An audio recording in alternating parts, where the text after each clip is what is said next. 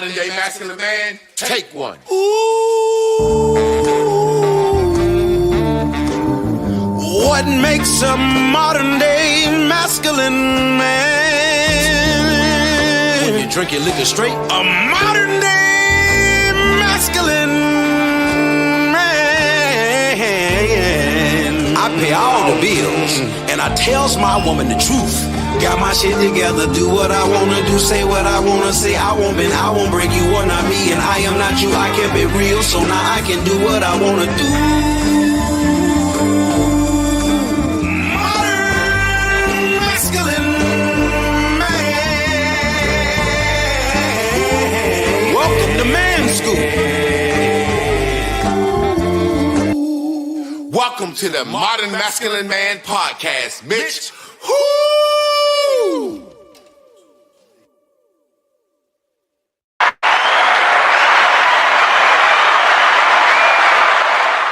Put him up, put him up, put him up. What up, family? Y'all already know what time it is. It is Tough Talk Tuesdays, and I'm here with my co-host, Mr. Trab P, and I feel like I'm back. I feel like I'm a king sitting back on my throne. I'm back at my mic. I'm back at my headphones. I feel like a heavyweight fighter that's been training, and I'm back, and I got something for their ass tonight, Trab.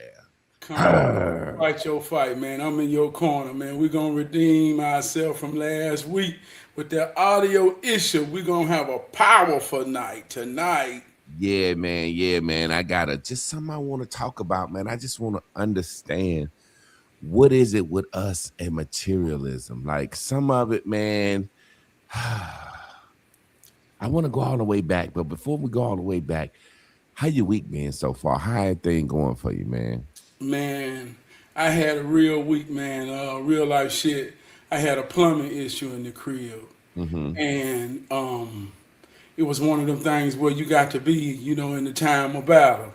And I ran the play like I supposed to run, and every play didn't work. And it kept pushing me further and further out of my comfort zone. But I won. And just at the end of that, man, just knowing I really had a fight and watch my family watch me do some real shit, some real man shit. My baby said, you think you need to call a plumber? I say, he ain't gonna do nothing different than what I'm doing, baby. I just got to keep working it. So to go through that and get my victory and, do what I was supposed to do, man, I feel good, man. I feel good. And I think that was a moral victory in this season that, yeah. That's beautiful, because that little thing that you put on the hose and run down the roof, when I was selling food and I was trapping out of this bootleg house, I didn't even know that existed. I didn't even know it existed. I didn't know what it's for. I didn't even know you can go down through the roof, on top of the roof, to fucking blow the plumbing out. So that's something that, As soon as I saw that, I knew what it is. It swells up real big. And pop. Yeah. I know exactly what that is. What you say you call it, though? The donkey dick. Yeah, that's what you call it, the donkey dick. That's just a plumbing name for it. Okay. Yeah, man, I've been wanting to talk about this week, man, ever since some Jordans came out, man. And I just seen we still obsessed with this. When are we going to get over this, man? Sometimes I wonder about materialism and black people. Yeah, I want to say black men because black men were the first ones that introduced it to our people. Like at some point, some black man had to come home with a shiny bag for his wife and said, "Look what I got you, baby." Yeah. And she said, "Oh, hell, well, we in here now."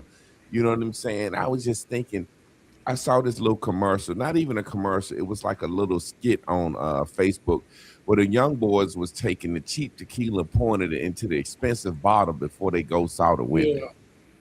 And it's just like such a thing. Like, what is it with us? I remember back in the day when Hypnotic came out, it was like Hypnotic, gotta have a Hypnotic and Hennessy and make the Credible Huck. It's like, what is it with us that we have these trends?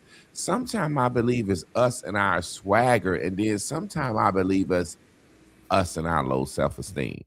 Because at some point, man, we got to look up and say, hey, how long are we going to worship a pair of shoes? And why has tennis shoes always been a big thing amongst us?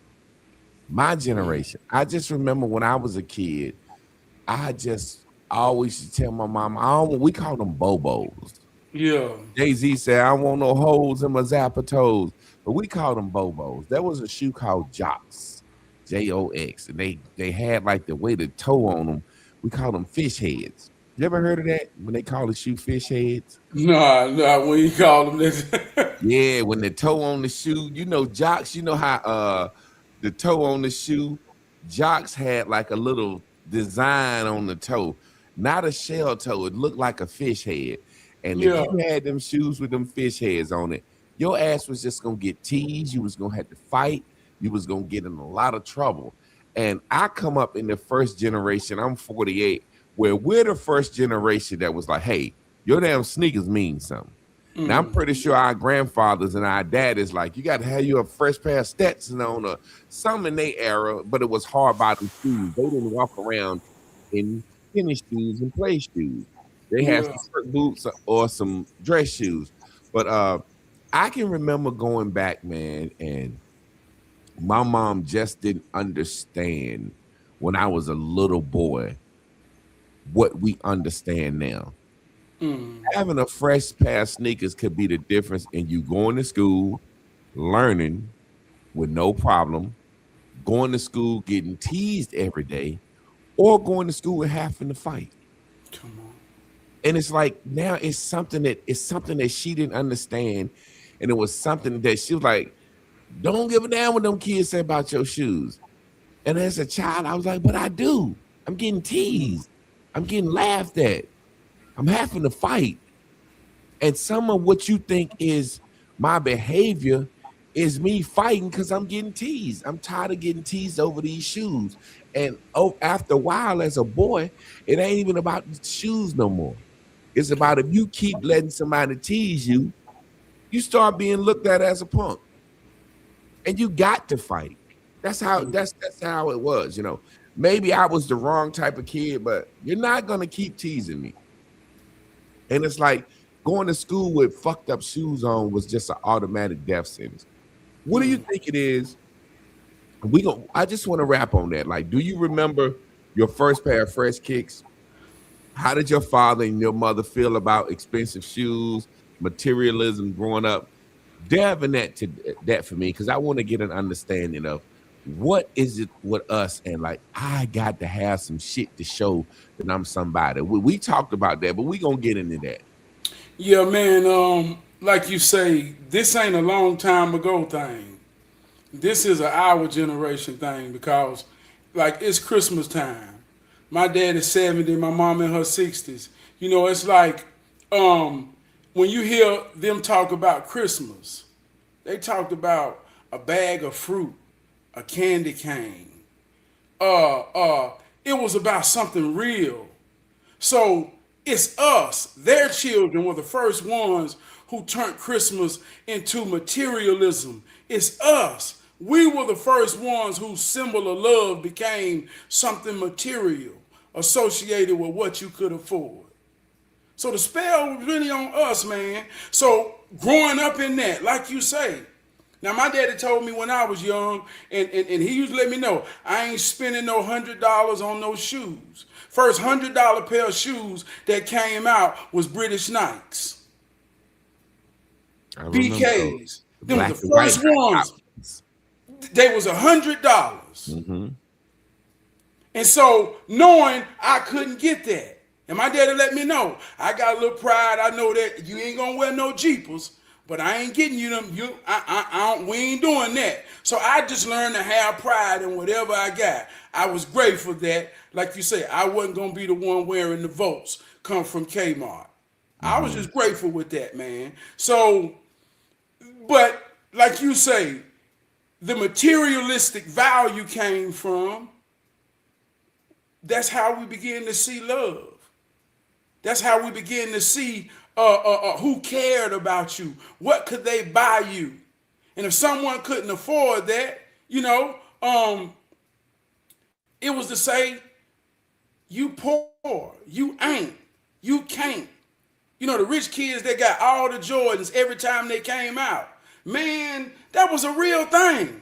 So we called them spoiled kids. But the only thing or way to combat that growing up was, what can you do? The ones that really couldn't afford the Jordans, or the ones that really couldn't afford all the material things, we turned inward.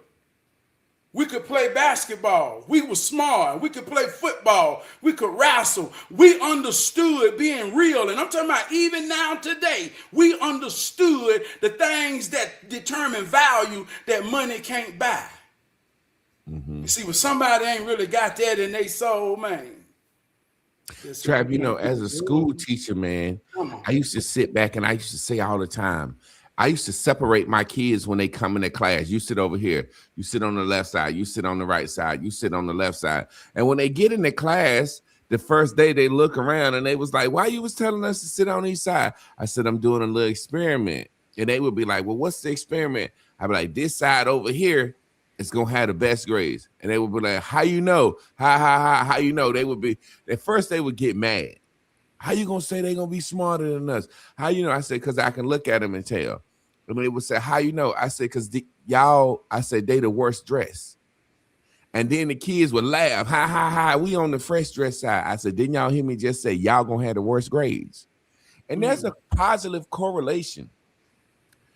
The best dressed kids with an iPhone and Beats headphones always are turbo in school.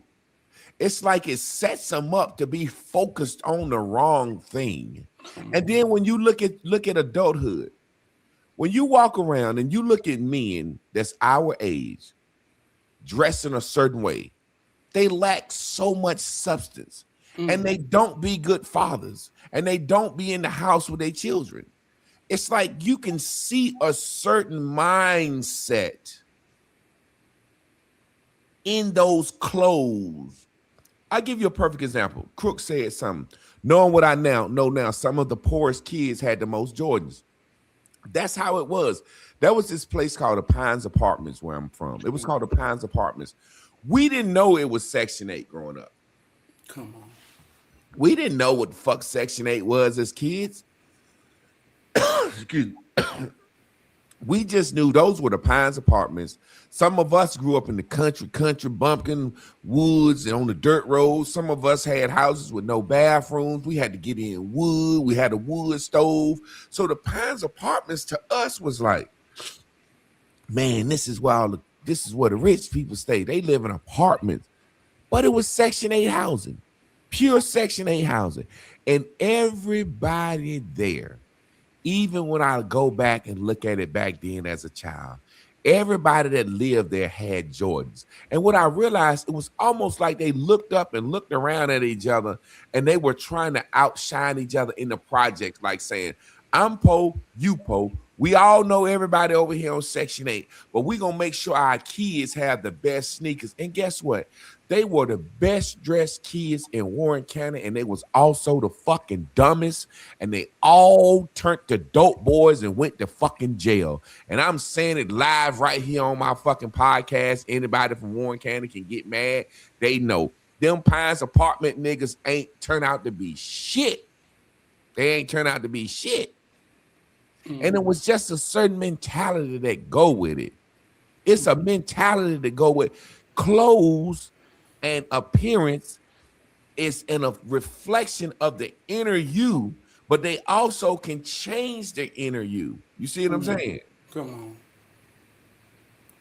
Oh, man, it's real. It's about confidence. What makes you feel confident? The question is more powerful than the answer.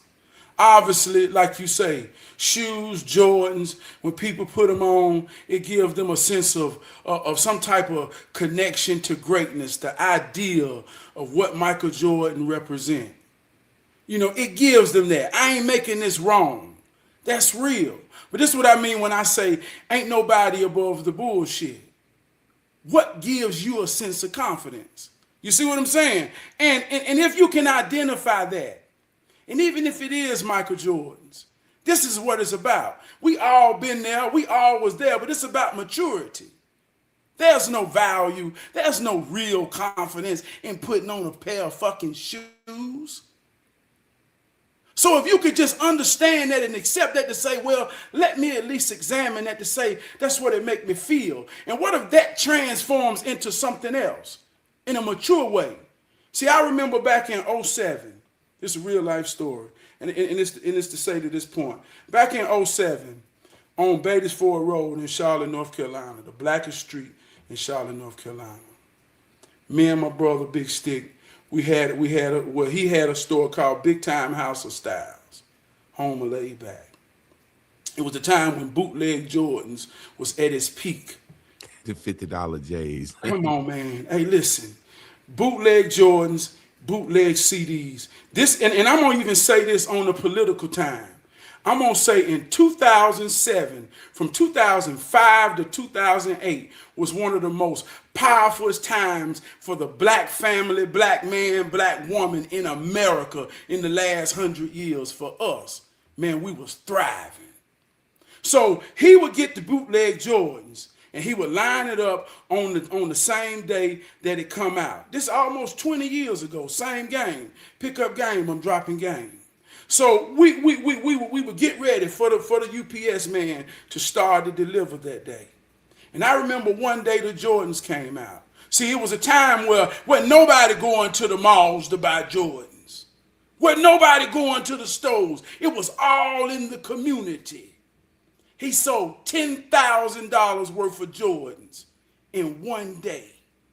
The UPS man was dropping them off. All you see is Chinese writing. We popping up cases. Boom, we putting them out. They coming in.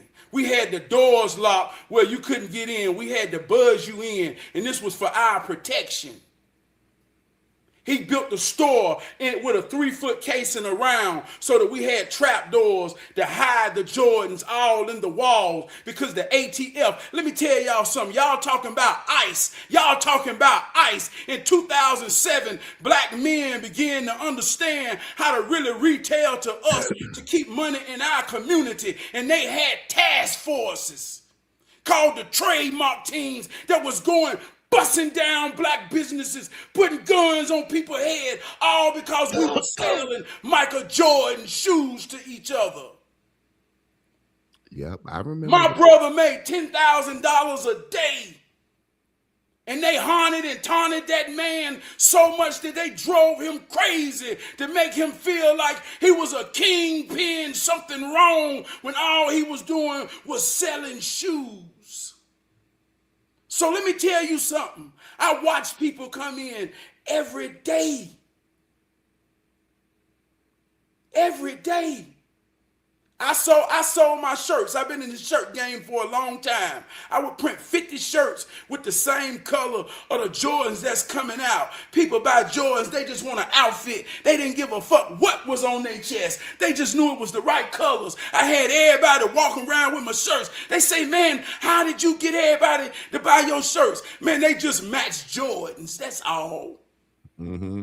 And Trab, you know they was putting every color on them bitches back then.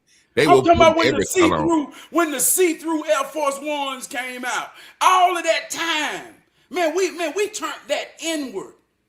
And the American government destroyed that. You know, they actually sent the military over to China to bust up those shops. They actually sent the military in China. That's how much money Nike was losing. But the funny thing that was sad about it, I remember running a group home at the time. And when the kids would come there, you know, I would tell the owner of the group home, look, one of the ways that kids are going to do right in school, because the kids will always come in from different counties. So I said they have an opportunity to start over at a new school. Not only was the Jordans bootlegging, the clothes was bootlegging too. Come on, man. So what we would do is take the kids to the bootleg spot with about $300-400 and let them go crazy. They get 2-3 pair of Jordans, fresh clothes, fresh shirts, fresh jeans, and they would go to school and they would have a great interest with no problems. You know why? Because they coming from somewhere else, going to a new school, and they immediately got attention or immediately wasn't ridiculed for how they dress. And people don't understand when Deion Sanders said, look good, feel good, play good. When you play good, they pay good. It's something about looking good. positively and negatively. Like I said, as a teacher, I would have kids in class paying attention to their schoolwork, and then the other kids would be over there bent down, lacing their Jordans, switching out strings. Kids would actually come to school and swap Jordans. But the point I'm making is, even in that era, when you look down, you had your haters that hated on the bootleg era. I would hear cats at the barbershop say, man, you know they ain't even real. They don't even make the such as 11s as blue, orange, and green. They don't even make the yellow, white, and purple, this and that and that.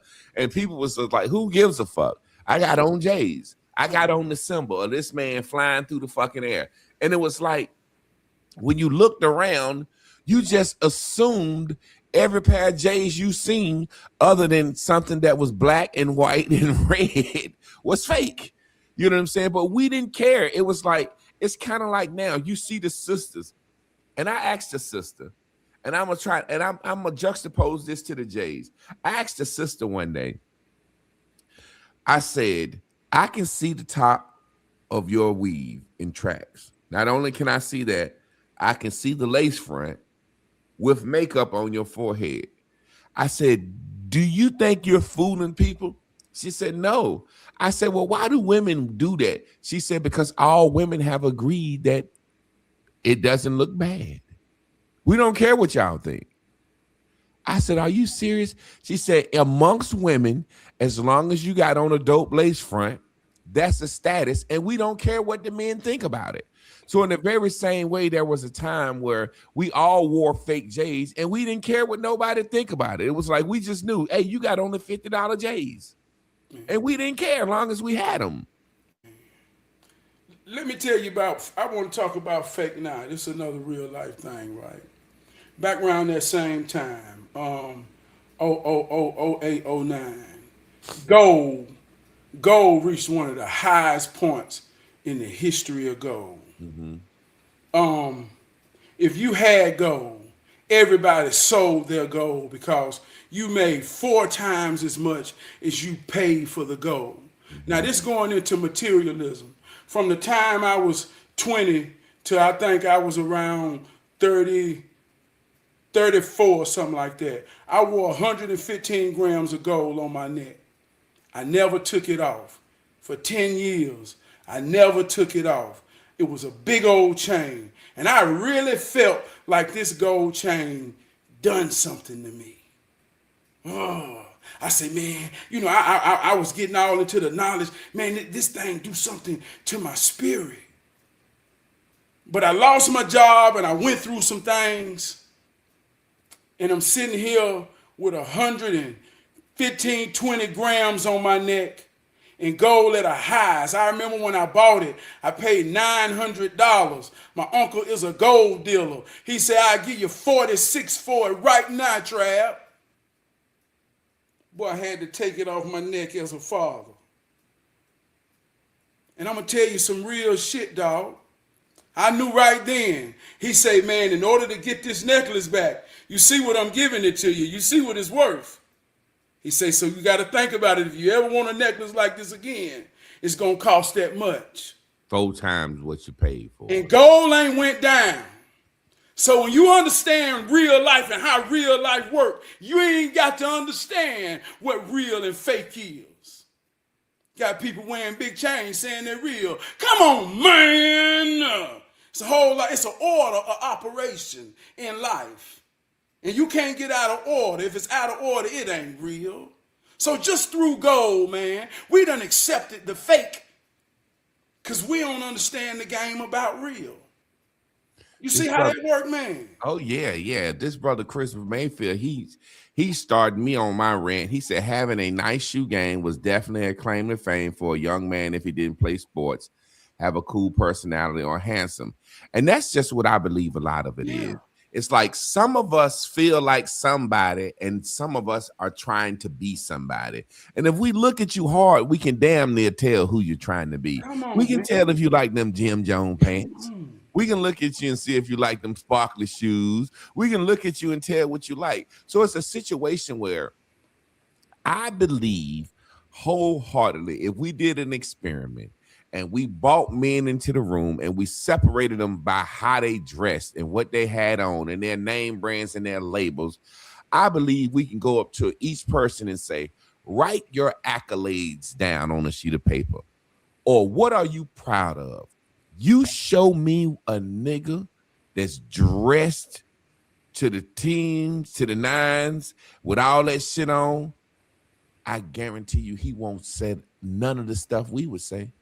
Yeah. I guarantee you he won't say, man, shit, when I was in school, I was smart. When I was in school, I was an athlete. I was in the band. I won the storytelling contest. Man, I'm a good father. Man, I'm a good husband. Man, I'm a coach.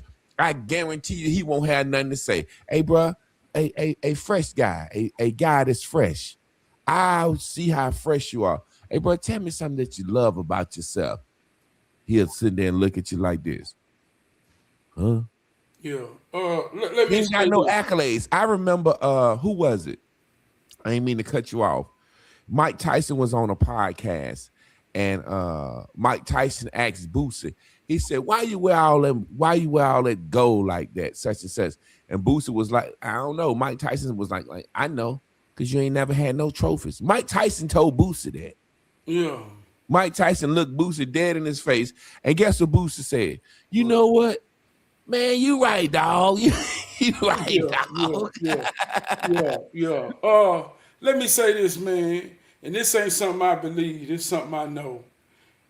I ain't gonna make somebody who likes shoes wrong. Like I say, everybody got a thing. Oh no, I'm not either.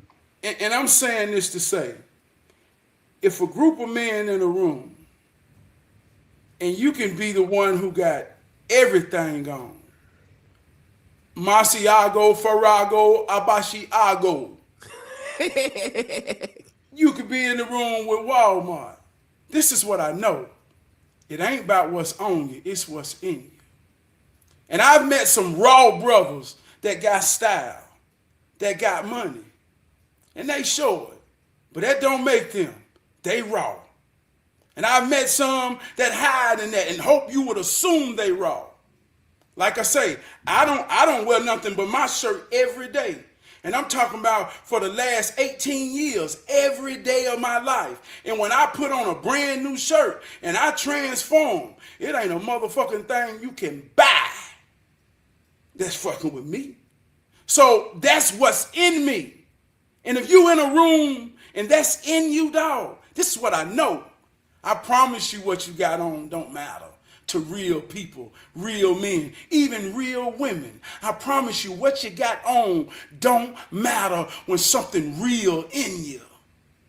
Man, that's so amazing, like you said, because my grandfather used to always say, man, when you get paid, buy yourself something if it ain't nothing but a new pair of drawers. That way you know you work for something for yourself. That's what my grandfather always said. He said he didn't feel like men bought themselves or nothing. So one thing my granddaddy used to have was a lot of fucking handkerchiefs. So when my granddaddy get paid back in the day, a handkerchief used to cost about $4 or $5, a nice colored handkerchief. And he really was one of these old men that walked around and pull that bitch out his shirt and blow his nose with it. Yeah. And it was so irritating to me because I was like, he just blew his nose with that and put it back in his pocket. You know what I'm saying? He'll sneeze in that bitch. Put that bitch right back in his pocket. And it was so irritating. It was so nasty to me. But he will always get himself a little handkerchief. So my thing is this. Whenever you see me, 90% of the time, I'm going to have on a black shirt from Walmart, George. You get goddamn 6 T-shirts in a pack for $20. And I just love them. And I be so crispy in my black T-shirts. But the thing is, in a pack of 6 T-shirts, you get 2 black ones, 2 light gray ones, and 2 dark gray ones. So I wear my black ones, them my stylish ones. Yeah. And then I wear my light gray to work out in, and then I wear the other ones to work. So when you see me, I normally got on a new black George T-shirt. And I feel so fresh and crispy in it. And it's my thing. It's my thing. It's like Lisa Ray used to wear nothing but white. That's her thing. And I'll never forget. I don't know if you remember Charles Coleman in Black Brilliance. Yeah. Charles Coleman and brother, I still share his stuff. Civil rights attorney. when I first went to New York, I was the only one from the South on there. Everybody else was from New York. Yeah. And boy, they having a dress contest. And I used to always joke, and they would be like, don't come up here wearing that Walmart, because, you know, I always say I shop at Walmart. I went right up there with the Walmart outfits, Walmart suspenders and everything. And when it was all said and done, we used to joke, and they would be like, country boy, country bumpkin. And I said, yeah, y'all got all the monogram, cufflinks, and all this shit. And when the series came out, I was the most popular nigga in the series. When we would tour the country, Charles would always call me and ask me to come. And then it would get to the point where we was on Ebro in the morning, what was it? Roland Martin show, Huffington Post. When we started going these places, and it started being saying, well, why you always getting Clark to come? He went on this, and it was like, hey man, the people want to see him. I end up being the number one nigga in the Walmart outfits. Everybody else got on scarves and shit, back ties and shit. I'm the number one nigga in the Walmart with my sleeves rolled up. And that's what's so hard for them to understand. It got to the point where I reversed the joke. Well, they would say, oh, man, go ahead. Well, I said, oh, look at him. He got on his monogram cufflinks. He got on his ascot. He got his Dapper Dan grease in his head and all that, and still can't fuck with me. And that's what people don't understand. Your personality. Your personality is a projection of your personal reality. Like if you take the word personal reality and personality, it's the same thing. So what you have to understand, how you walk around is reflective of how you see yourself, your personal reality. So I don't think I need all that stuff. Sometimes when I look at my guy, Charles Coleman, and I'll see he'll do like a photo dump. You know, it's fall, it's time for layers and this cologne and this. I look at that shit, and that shit is so fucking corny. And it's so fucking lame to me. But that's his thing. I can't knock him. But to see a man get up and say, hey, hi, everybody, y'all. I want to be getting ready with me. He filming himself. Look, guys, I'm going to put on this with this. I got on the green with the purple. I got on the purple with the green. And it's because it's the fall. It's time for a scent with these nose. And I just be like, that's a fucking woman to me. Get ready with me. You ever seen those shits where the men get up and say, get ready with me? And then put on their little lotion. I got my beard oil. I said, that shit looks so fucking stupid to me. But I ain't knocking nobody. Clearly someone that is obsessed with materialism and they think that shit means something. Now, don't get me wrong. My guy, Charles Coleman, he's a fucking civil rights attorney. He be on MSNBC. He's all over the place. He's killing the game. But I always joke him. I say, you and them goddamn clothes, man. Shit. I got my all his glasses got his initials on them and shit. I said, man, what are you trying to do?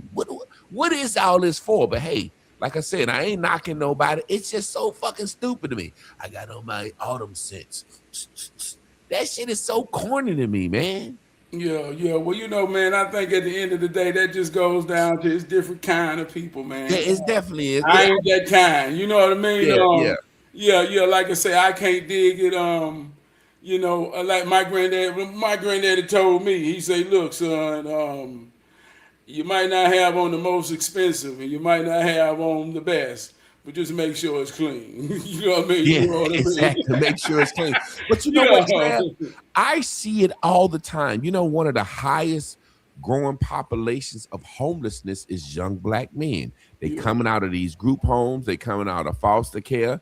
They aging out of Medicaid. And they've been on these medications their whole life. Now they wigging out in the streets. And when you see them, you could see them. I've seen cats with the same outfit on. And you can see they got one pant leg pulled up and they got the shoes twisted and tied a certain way. And it's like, boy, you wear that same outfit every fucking day and it's dirty. Excuse me. And it's dirty.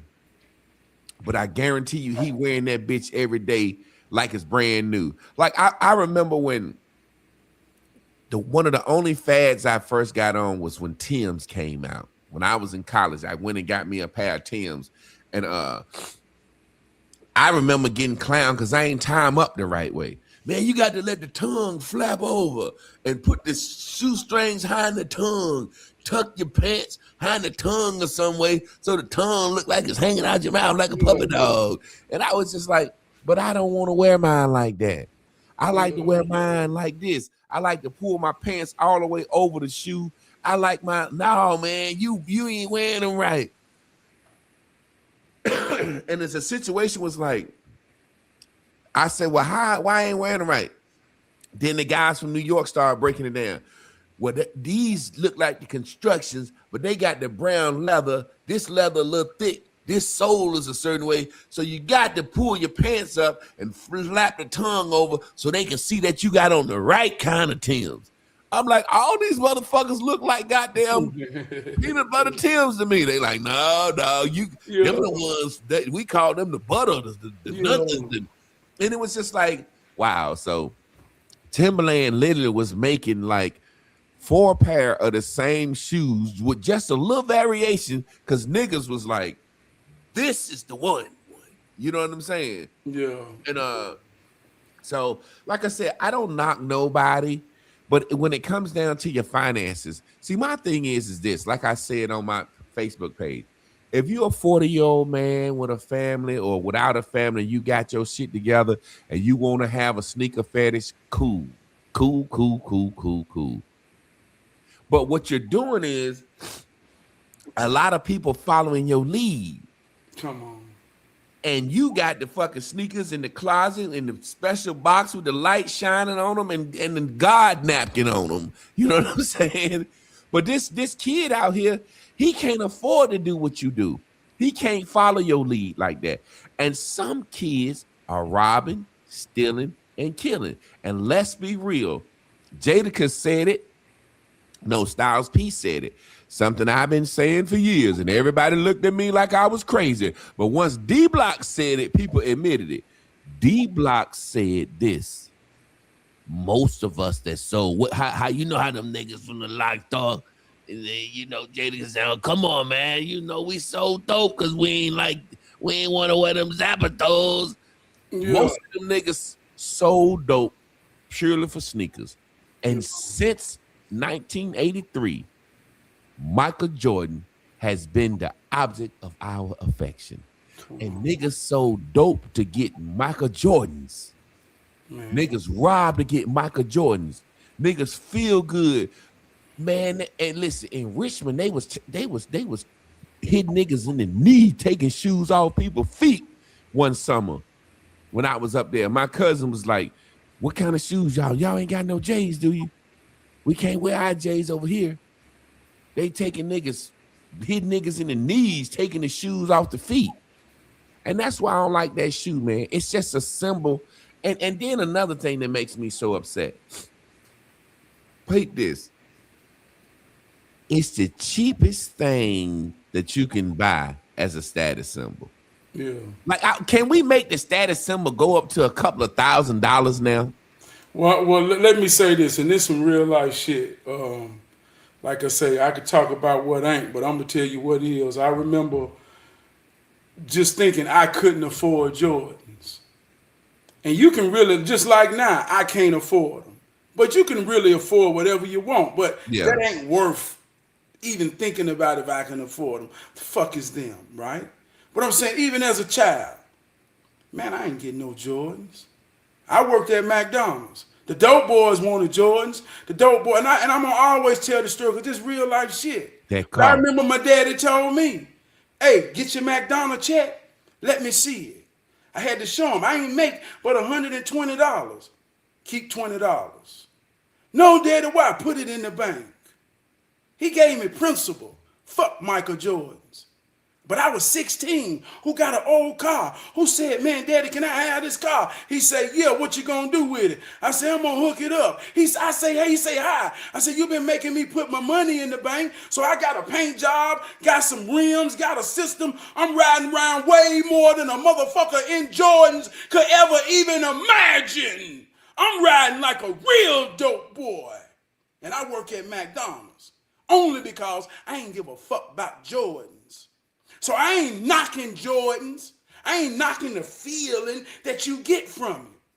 But if your feeling stops right there, and it ain't nothing bigger than that supersedes that feeling about you feeling like somebody, you better grow your motherfucking ass up.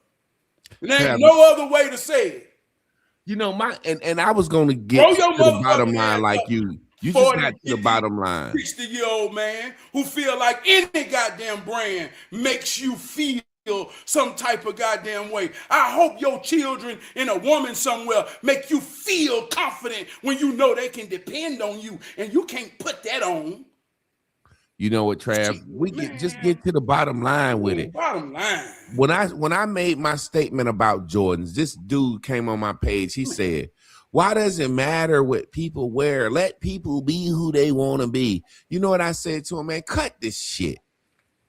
You know good and goddamn well this Michael Jordan tennis shoe has been a symbol of status that we have robbed, killed, and sold dope for. You know it's not good for our community. It shows that we got $300-400 and we can get up all synchronized at 3 o'clock in the morning and wait outside in the cold, and then we stand in line all day and we fight over them and we won't go to the PTA. So let's just be honest and stop acting like we don't know what this shoe has done to our mentality as a race. Everybody want to be innocent. Man, why I can't just have a shoe fetish? You can, motherfucker, but don't act like you don't know what this shoe is. Don't act like you don't know what this fucking shoe is. That's the problem with black people. We always want to sweep some under the rug and act like we don't know what this shit is. Like the other day, we talking, and my guy talking about some Casamigos. And I said, man, bitch is like Jose Cuervo, man. He talking about, no. I say, hey, man, I listen, man, let me tell you something, bro. I said, I ain't trying to be funny. Every time I have been around some women since I was in fucking 19 years old, I got a bottle of Jose Cuervo tequila for the women. Them hoes drunk that tequila and we fucked. I ain't never heard of no fucking Casamigos and all these new brands, man. I'm an old school G. Hoes like Jose Cuervo. You can't go wrong with Jose Cuervo. Yeah. But for some reason in our mind, Alizé, get us some Alizé. Then it went to Hypnotic.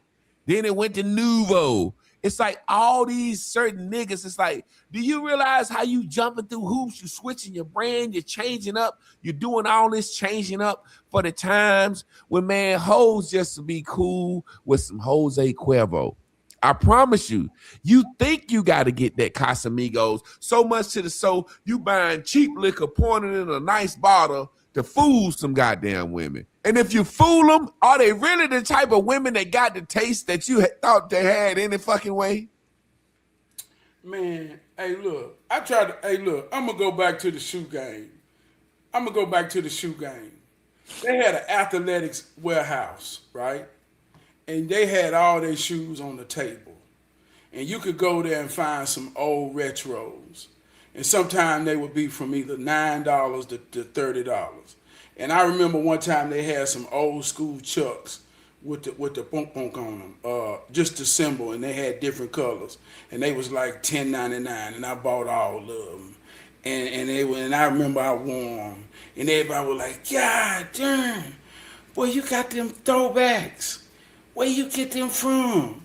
And I thought everybody was fucking with me at first, right? I'm like, they goddamn picking on me or say everybody keep talking about my shoes. But I had to catch on like, I really done made these shoes cool. You see what I'm saying, man? And I realized at that moment, and this real hero shit, your reality, like you say, your reality, man, is your movie. It's your perspective. Is if you ain't the main character in your own mind, then you will try to be, wanna be, and get anything done to you just to be any goddamn thing. You'll get a little rotted. if somebody else is the main character in your movie and you see them with Jose Cuervo and it look like the girl say, ew, it's Jose Cuervo. So now in your mind, boy, I gotta go get that Cuervo. That Cuervo made it wasn't the Cuervo. He could have had Suavo. She didn't give a damn because she liked him. That's the sauce. That's the sauce. It's either this or that or this or that. God damn. And Trav, the thing that fucked me up so hard, look at the Jordans. We jumped to the same Issey Miyagi. It was one year that all I heard was Issey Miyagi. I got on that Issey Miyagi. I got on that Issey Miyagi. I got a song, and my song I said, how that shit go? I said, I ain't never bought a bottle of cologne. These bitches like my pheromones. They like how I smell. But have you ever noticed the shit that black men will do that will typecast us and wonder why we stereotype? I'll give you a perfect example. Why do black men always go by the car that the police drive? That's so crazy to me. That Caprice, man. We got to get that Chevy Malibu. Nigga, you want the cop car? Now we riding around in Chargers. The same cars the cop drive. All young black men, and they come up and they and look. Now watch this. When I said mentality about them Jordans, how nigga make a nigga act. Those Chargers, I'm at the light. Pull up beside me, scare the fuck out of me from light to light. They dodging in out of traffic. It's no serious. It's a certain you laughing, but ain't that what they do? No, but look, let me tell you this. This is some deep shit. I got put up on this about a month ago on this. The illusion. They be women driving these Chargers. These Chargers cost $50,000. Man, ain't nobody got the credit. Man, it's women. They be dark and tinted. Pay attention. Man, them real raw studs that got the control of power that make you think I'm a man behind me.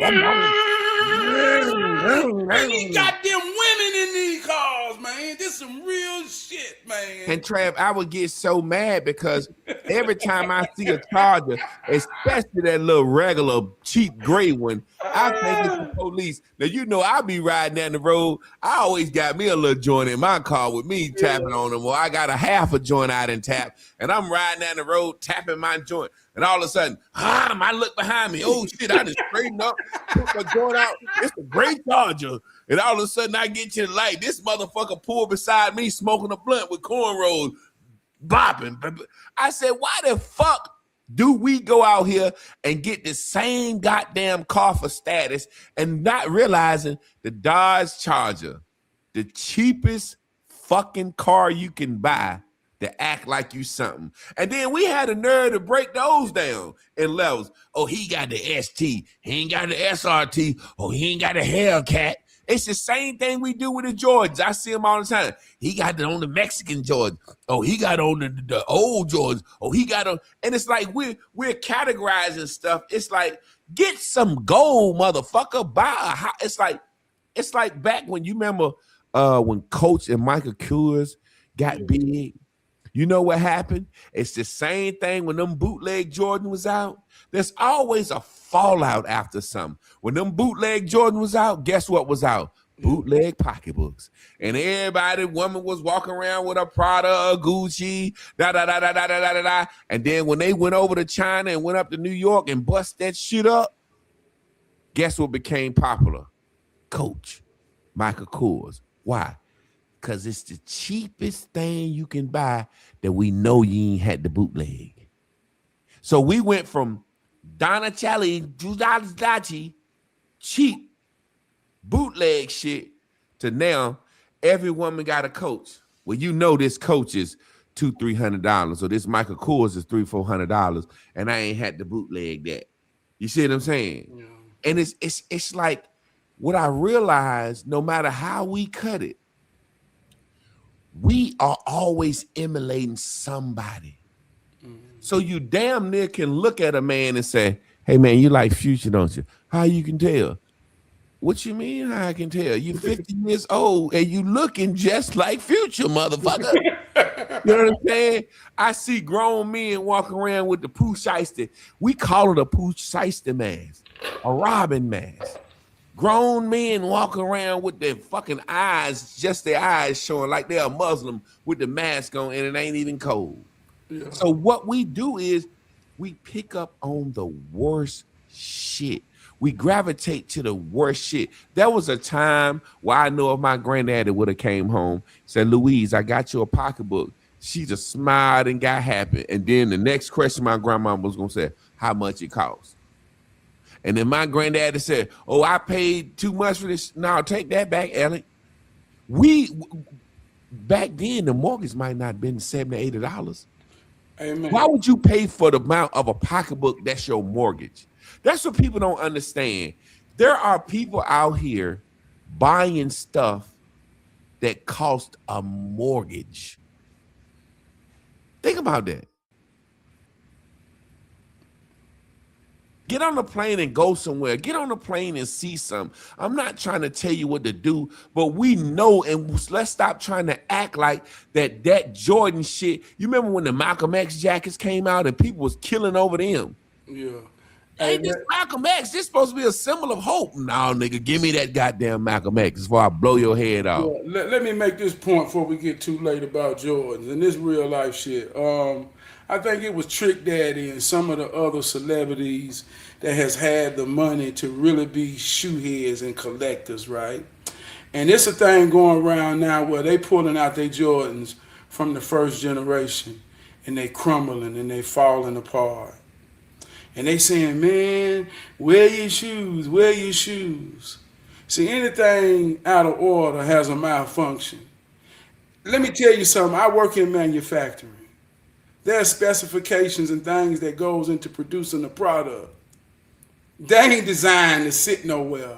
They're designed and engineered for the durability of sports in a time frame. Everything has a time frame. So this whole order of, man, we saving them, this don't exist nowhere logically in the creation, in the whole existence from the idea of the science of a shoe. It's ever been made to last 20 years for fucking nothing. So our illusion of value has no real life. It's only bullshit that has been cultivated in our emotions of looking for love in all the wrong places. Wow. Wow. You gotta know who matters and what matters to them. And let me tell you something, rich man and poor man. When you know who matters and what matters to them, life and love become easy.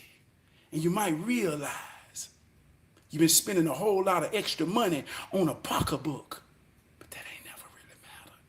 What she wanted is your attention. Hey man, that's so crazy because my wife, she's a pack rat. She keeps everything, and if it's something she paid some money for, she keep it, and she'll wear it from time to time.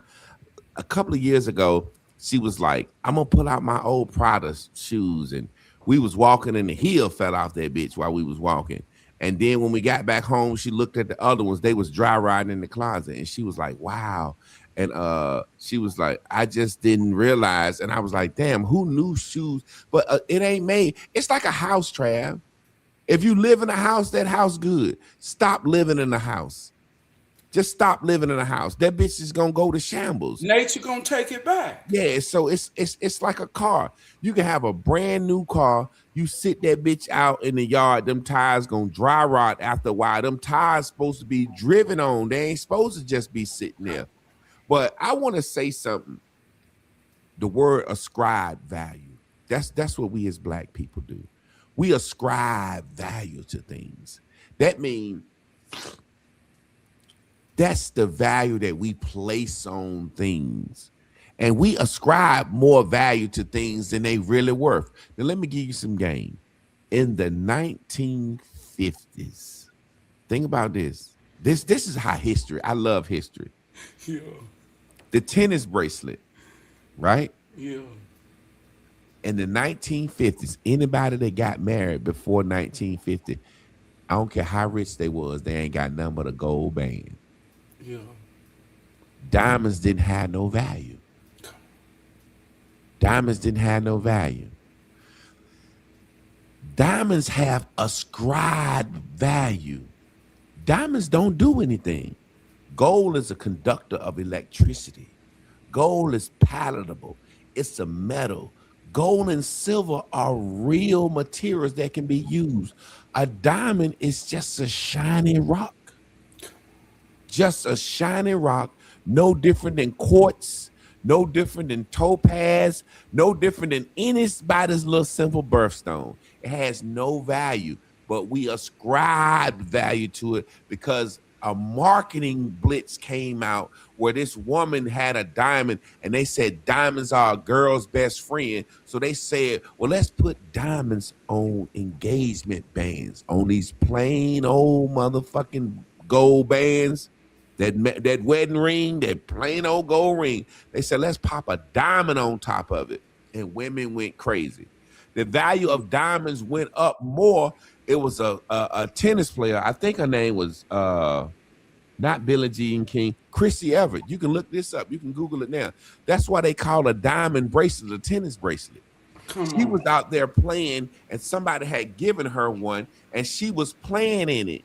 And when it fell and broke during the court match, they stopped the match. She stopped the match for over an hour looking for the diamonds in this bracelet. So they said, wow, at the Wimbledon, this bracelet is so valuable. What was on this bracelet that made her look so long? They thinking it's sentimental, something her mom or her grandma gave. She was like, no, it was diamonds. So the value of diamonds went up because of because of the tennis bracelet. And to this day, they call that diamond little bracelet a tennis bracelet because a tennis player took the value up of it. So right now, we walking around not realizing tomorrow somebody can say, fuck diamonds, and the value of a diamond can go down just with a rap song. We saw it happen with platinum. Platinum don't do nothing. Yeah, don't nobody wear platinum no more. Yeah, we saw Jay-Z say, fuck gold, wear platinum. Everybody went out and bought platinum. Platinum don't do nothing. You can't reach that shit. Ain't nothing. Hey, look, let me say this about platinum. Boy, this is real life shit. Think about it. All the rappers had on platinum. Now, every time you hear somebody steal a catalytic converter off somebody's car, it's because it's a little piece of platinum in there. See how that works? From a rapper's neck to now they cutting the muffle off your goddamn car for a piece of platinum to get $90. And we was made to think that was something. Same point. And that piece of platinum is good for a catalytic converter. They'll go up under your car to get that bitch, and you walk around with catalytic converter material on, whereas gold and silver gonna hold its value. Like right now, gold and silver is something that people should be buying. Grandma and them used to buy the silver dishes, the silverware, and guess what? They didn't even eat with it and polished it once a year. You know why? Because if push come to shove, that silver did two things. When you walked in my house and you looked in that curio cabinet and you saw that china and that silver, you knew I had something. You knew I was worth something. But grandma said, push come to shove, we'll pawn this shit if we need to. Think about that, Trav. Just those small little things in the black home. When you go into the black home, there's always a room with a nice table that nobody don't eat off. You know what my granddaddy told me? He said the reason we got that table because as when we grew up not even eating at a table. So that long wood oak table and that china and that silverware that's set on that table that nobody eats off, that was they Jordans back in the day. That curio cabinet, that light in it that you go in there and you say, Grandma, why we don't ever eat? That was their Jordans. But that shit was sitting there and it won't go rot like no goddamn Jordan. That shit was going to be pawned. That china had gold on it. That china had silver on it. I never forget one time I blew up a microwave looking as a little kid, not want to wash the dish, then snuck in there and got one of my grandma's dishes out that curio cabinet, put it in the microwave, and that shit started sparking. That shit had real metal in it. That plate had real gold on it. Come on. So those things we have to understand, but we ascribe so much value to things to show what we've attained, and I think it has a lot to do with, and I hate to say it, it goes back to slavery, being a second-class citizen, to look up and say, hey, white man, I worked hard and I'm going out here and I'm gonna buy me a goddamn Stetson hat and I'm gonna show you that my money just as green as yours. Come on. And it became a thing. You know, you seen that thing they showed in the 50s, how to sell to a Negro. You saw that, right? Yeah. And what the guy said, don't never offer the Negro a lesser name brand because he'll think you disrespecting him. He'll run on out of the store. He said, always offer the Negro the most expensive thing. And ain't that how we are today? Yeah. And there's a psychology behind that. And I want to understand it. I want to understand how we can get up and say, I got a horse on my shirt. I got on a t-shirt. I got on just a fucking t-shirt, just like Javon, but I got a horse on mine. Like Kanye West. This nigga selling regular shirts for $1,000. Man. And it don't even got a label to say, hey, look, this the Kanye shirt. Yeah. I think it's simple though, Javon. I don't think it's deep. I think it's we looking for love in all the wrong places. We constantly look for validation, love, God, acceptance. We look for it on the outside. We really think it's on the outside. You get what I'm saying, man? So do you think when you say we look in love, are you saying that we think if we get the material, people will love us, or you're saying we feel loved ourselves when we get a shirt? I mean, explain what you mean. I'm saying, close your eyes and tell me what it looked like. How do you see it?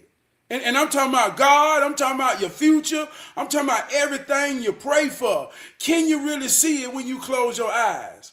And some people really can't see it. Like I say, some people say God said, do it really sound like you? I mean, is there something inside of you that really believes that it's going to manifest on the out? If it ain't there, man, you think it's out there somewhere. You think it's somebody telling you to come here. You think it's somebody making something for you. If I get seen with this on, then maybe they gonna look at me like I'm one of them. It's all, and this shit deep. I don't care how broke. I don't care how rich. I watch people get out of $1 million cars damn near and go in a building and was nobody until they got back to their car. I watch it. You can't buy it. And if you just, and let's see, this ain't deep. It's simple. It's just simply on the inside. It's happening right now in a kindergarten class. If a parent don't know how to teach a child who they are before they get to the world, and they expect the world to teach them who they is right now in kindergarten. It's a kindergarten child that knows my mama and daddy dropped me off, and they've been teaching me who I am for 5 years, and I'm ready to show this class who I am. It makes a difference right now. And if it don't change, I don't give a fuck what you buy. Yeah, man, it's true, because you got kids that go to school and they really like Superman shoes, and they really love Spider-Man, and they really, really, really love goddamn Batman. And after a week at school, they come home and say, I don't like Batman shoes no more. Like, you're getting teased for wearing the things that children love. Some little kid that has been corrupted will tell your kid, you don't have on Michael Jordans, and your kid said, what's fucking Michael Jordan, and who is that? Never seen Michael Jordan play, don't know how Michael Jordan look. It's a man out here right now that can go to Walmart and get his children 4-5 pair of goddamn Batman, Spider-Man shoes, who the kid really love, and his baby mama said, if you don't get out of here with that fucking Spider-Man shit, well, he loves Spider-Man. I want my kid to have some Jordans. And it's really, really, really stopping parenting what you can and what you can't get for your child. There are parents that actually cry. There are women that sell pussy. There are men that are killing themselves because they can't give their child a fucking Christmas that they think their child deserves. Literally going into debt when that fucking January income tax should be the check that you save to get you up for the year. That's what my wife taught me. That I said, we ain't buying that. She said, hell no, this check, this is insurance for the year. This goddamn income tax, this is insurance for the year. Anything can go down. We ain't going, no, hell no. When it's people that spend all their money for Christmas and then have to recover with their income tax and they right back broke. And all the while the kids sitting back looking like these motherfuckers, Jordans, when you go to school and you wear them 3 days and then it's like because you ain't got something else, now you're getting teased because you wear the same goddamn pair of J's every day. Yeah. I remember seeing the stories where single mom will sacrifice and go get them Jordans and they put them on their babies. And they babies don't know no better to know that I'm just a little boy and I'm finna go play. And they mama turn their head for a minute and he done hit that goddamn dirt and that dust hard. Being a little boy and not understanding the value and sacrifice of some goddamn shoes. So when you understand, even in your child, what matters to who matters, you'll say loving them become easy. You doing that for your own ego. Now you ready to whoop the little boy ass. Because he done went out there and dirtied up them shoes when he ain't know no better. And he ain't supposed to know no better than that. But like you said, that's the psychological bullshit. And I'm telling you right now, all over America, it's a real percentage of children that got their ass whooped for dirtying up them shoes on the first day they put them on. And them ass whoopings gonna impact them because they gonna see a value in them shoes to put a something that ain't never meant to be in a goddamn thing in their cultivation of value and internal love, self-value. So this shit is real. So just pay attention to who paying attention. I ain't knocking it. I got teenage children. They want it, but they gonna understand how to put shit in its proper perspective and context. And let me say this in closing, because I know I gotta go. But let me tell you this, man. The difference between real gold and fake gold, what we call fool's gold, is time. Fool's gold will always fade in time. Like I told you, I hooked up my car like a dope boy couldn't. And I knew one thing that was gonna show mine to be real. Mine got old in my backyard. It didn't fade in time. And I can pull it out and polish it and bring her ass back anytime I want to. But I watch people selling their souls for food gold. I watch people sell their soul to the game for about 3 or 4 years, a local celebrity and fame. Sad to say, story in the same. Fed got him. Hit that nigga 25 years to life. While he locked down, another nigga was fucking his wife, raising his kids. Nigga had tight cars, big house, a whole collection of Jordans. They went to the highest bid. So you better know what's real and what ain't. And I'm going to say this before we get out of here. This some real life shit. My mama didn't even buy me Jordans, but we had school clothes and goddamn play clothes. And I learned that my school clothes was more valuable than my play clothes. And all them bitches came from Roses. That's real shit. That's real shit. Hell yeah. Hey, man, y'all already know what time it is. Y'all stay tuned in, tapped in, turned on. This is Tough Talk Tuesdays with me and my guy, Trab. Stay tuned tomorrow for me and Miss Carla for Brandon Raven Wednesdays. And man, like I said, man, I think about that shit all the time. Like, goddamn, all them clothes came from the same. How is these school clothes and these play clothes? Motherfucker, because them was your school clothes last year. They your goddamn play clothes now. You better not get them goddamn school clothes. Hey, let me tell you something, man. Mine came from Kmart. And the only thing I had to tell my mama was, please don't buy me no Wilson's, cause they had that real thick thing come down the side. Goddamn that gold, goddamn that gold. Listen, you couldn't iron them right. And I say, Mama, that out. Will you please buy me the Route 66? Yeah, and boy, I was a Route 66 guy. Route 66 and Wranglers. Look, I'll never forget before we get out of here. The Wranglers. Hey, look, you remember when the goddamn used jean suits that where we was wearing the jean suits came out with the jacket and the pants. Boy, I went to Kmart and got the goddamn Wrangler versions with the black and the blue and the stone wash blue, the acid wash. I put them bitches on layaway. Boy, I went to school. And when I tell you, let me tell you about value.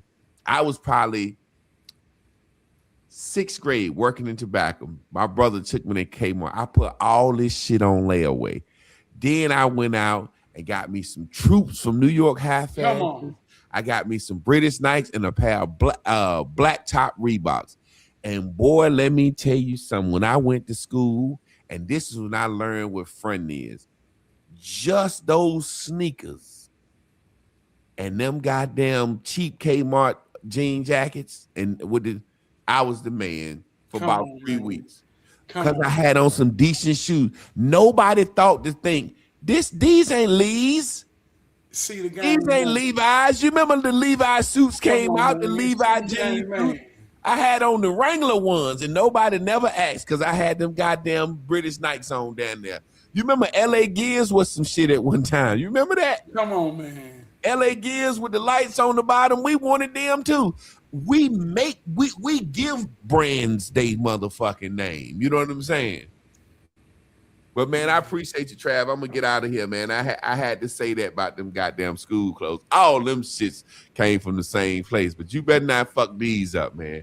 I appreciate you, man. Love you, bro. Love you too, man.